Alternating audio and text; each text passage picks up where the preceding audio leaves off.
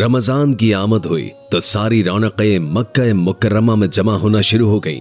दुनिया के हर गोशे में रहने वाले अमीर और गरीब, शाहो गदा, ईरानी, तुरानी, काले और गोरे, अरब और अजमी, सब के सब मुसलमान बैतुल्लाह हरम के दीदार के शरफ से मुशर्रफ होने के लिए उम्रा करने चले आ रहे थे।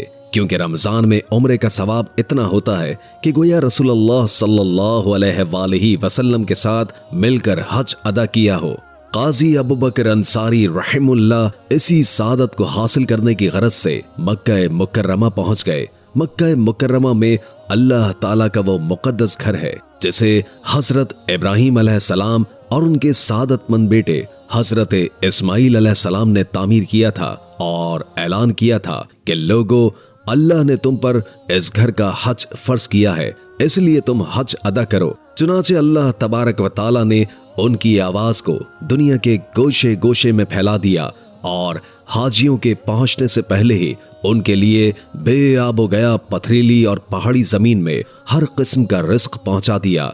साहिब इस्तिताअत मुसलमान जी भरकर वहां मनासिक हज अदा करते हैं और मनपसंद फलों से लुत्फ अंदोज होते हैं।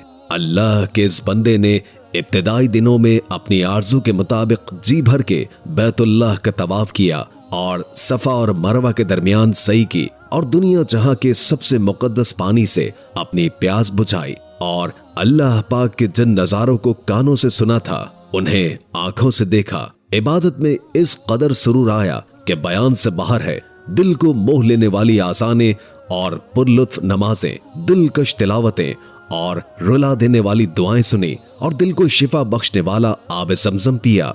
वहां बाहमी मोहब्बत और मुरव्वत के ऐसे मनाजिर देखने में आए जो दुनिया जहां में कहीं नजर नहीं आते। जी में आया कि सब कुछ छोड़कर बाकी उम्र यहीं पर गुजार दी जाए, मगर खुदा का करना ऐसा हुआ कि कुछ अरसे के बाद दरहमो दीनार खर्च हो गए और खाने पीने को कुछ न बचा। कुछ दिन फुक्र फाके से गुजर गए, लेकिन एक दिन भूख की इंतहा हो गई। गैरतमंद तबीयत ने दस्ते सवाल दराज करने से रोके रखा और इसी उम्मीद पर कि शायद अल्लाह ताला कोई सबब पैदा कर दे, गरज ये उठे और मक्का मुकर्रमा की गलियों में फिरने लगे ताकि कहीं से कभी कोई खाने को मिल जाए और रात आराम से गुजर जाए। उन दिनों मक्का मुकर्रमा में बड़ी चहल पहल थी। अरबी, अजमी, मरातशी, तमाम दुनिया से लोग हज और उम्रे के लिए बस्तियों, शहरों, सहराओं, दरियाओं और समंदरी जजीरों से निकलकर और पहाड़ों की चोटियों से उतरकर बैतुल्लाह के दीदार से अपनी आंखें ठंडी करने आए थे। उनमें से एक बुजुर्ग की थैली गुम हो गई जो इत्तेफाकन अबू बकर अंसारी रहमुल्लाह के हाथ लग गई। ये उसे लेकर अपने घर से रवाना हो गए।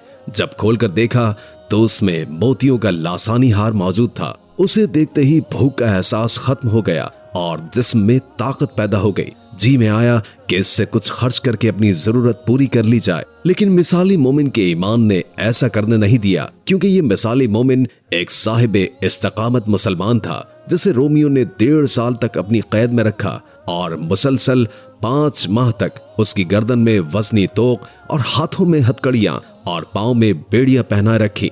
हर रोज उससे मुतालबा किया जाता कि ईसा अलैहिस्सलाम का अल्लाह के बेटे होने का इकरार कर लो और इज्जत व इकराम से रिहा होकर आला मनसब पर फाइज कर दिए जाओगे। लेकिन उसके पाए इस्तकलाल में लर्जिश ना आई। चुनाचे ना तो उसने अकीदा बदला और न कैद की हालत में वक्त जाया किया, बल्कि वहां से रोमी जुबान सीख ली। अबू बकर अंसारी थैली को महफूज मकाम पर रखकर घर से बाहर निकल आए और बुजुर्ग को आवाज लगाते सुना, जो शख्स मेरी मोतियों भरी थैली वापस कर दे वह 500 दीनार खालिस सोने के सिक्कों का हकदार ठहरेगा।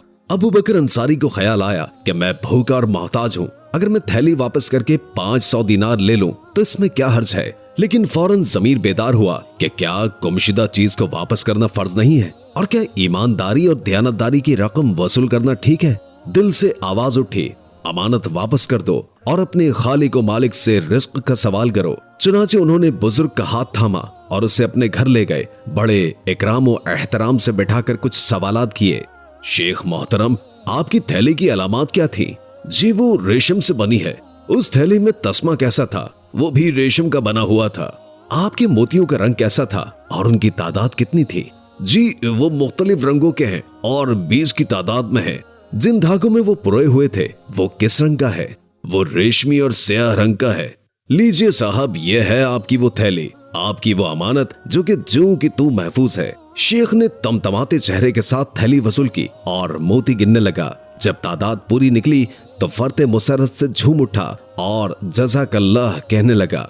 उसे शुक्रिया अदा करने के अल्फाज नहीं मिल रहे थे, चुनाचे उसने हस्बे वादा 500 दीनार अबू बकर अंसारी की झोली में डाल दिए। लेकिन अबू बकर अंसारी ने ये कहकर वापस कर दिए कि शेख मोहतरम, गुमशुदा चीज का वापस लौटाना वाजिब है और अमानत का वापस करना मुझ पर मजहबी और अखलाकी एतबार से वैसा ही फर्ज है, लिहाजा इस दियानतदारी का आपसे कभी बदला नहीं लूंगा। नहीं मेरे अजीज, मैं अपनी खुशी से दे रहा हूँ, ये जरूर लीजिएगा। नहीं साहब, मैं इसका बदला अपने रब से वसूल कर लूंगा।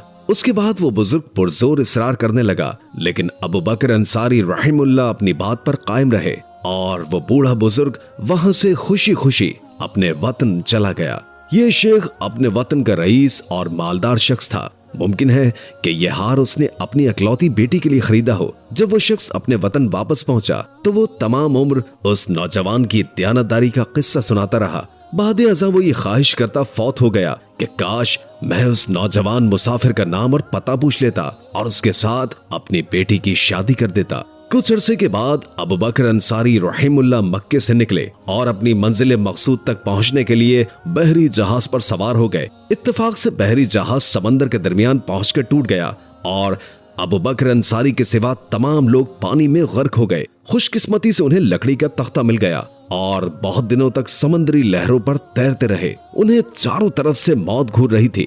रात की तारीकियां, काली घटाएं और समंदर की तूफानी लहरें मौत का मंजर पेश कर रही थी। जब कभी खौफनाक हिचकोला आता तो कलेजा हलक में अटक जाता और अल्लाहुम्मा अहफिज़नी की सदाएं ज़बान पर आती। बिलाखिर कई दिनों और रातों के बाद वो तख्ता किसी समंदरी जजीरे के किनारे पर जा लगा। ये दिन उनके लिए इंतहाई खुशी का दिन था। इसे इस कदर खुशी थी कि गोया जहन्नुम का पुल उबूर करके आया हो। अबू बकर अंसारी तख्ते से उतरकर सबसे पहले वहां की मस्जिद में गए और सजदाए शुक्र अदा किया। लेकिन अब जाएं तो कहां जाएं, ना जान न पहचान, अनदेखे चेहरे और पराए लोग। बिलाखिर रहमत खुदावंदी शामिल हाल हो गई और इल्म की शान नजर आई। जब जजीरे वालों ने उन्हें मस्जिद में तलावत करते सुना तो शिद्दत इश्तियाक से उनको देखने आए और यक्के बाद दीगरे उनकी ज़ियाफत करने लगे। उन्होंने फरमाइश की कि वो इन बच्चे बच्चियों, मर्दों और औरतों को कुरान मजीद की तालीम दे।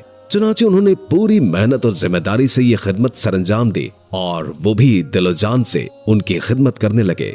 हजरत अबू बकर अंसारी के साथ उनकी अकीदत इस कदर बढ़ी कि उन्होंने उसे मुस्तकबिल और अपने पास ठहराने के लिए अपने जजीरे की मालदार खातून से शादी की पेशकश कर दी। लेकिन उसने ये पेशकश कबूल न की। अलबत्ता जब उनका इसरार बढ़ा तो ये आमादा हो गए। चुनाचे बड़ी धूमधाम से शादी की तकरीब मुनक्किद हो गई। जब दुल्हन घर आई तो ये अपनी बीवी के चेहरे को देखने के बजाय उसकी गर्दन पर नजर जमा कर बैठ गए, क्योंकि जो हार उन्होंने मक्के में वापस लौटाया था वही हार उस खातून के गले में मौजूद था।